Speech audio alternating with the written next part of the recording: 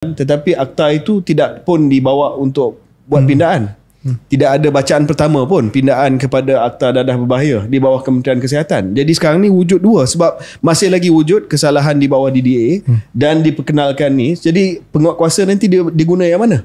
Sama ada dia masih boleh tangkap dan dia mungkin akan tangkap kalau dia sekiranya dia tak nak guna akta yang baru ini. So isu dia banyak kelompongan, banyak komen juga. Contoh Mas Ermiati daripada Masjid Tanah bangkitkan soal tidak ada engagement daripada civil society ataupun daripada masyarakat sivil tentang perkara ini, dan juga Sadiq dan juga Yobin telah pun bangkitkan isu bahawa okey, kalau nak buat dari segi decriminalisation ni, kena ada satu kerangka yang menyeluruh, comprising legal, health, social workers, medical officer daripada KKM dan juga AADK, dan seolah-olah tidak lagi ada struktur yang menyeluruh yang nak sambut pelaksanaan akta ni. So I don't know, maybe Kian Meng boleh.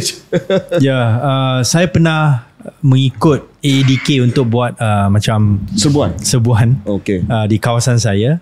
Dan mereka memang ada pengalaman, tetapi pengalaman tu dalam sebulan lepas tu saya rasa pemulihan tu adalah satu cabaran yang besar.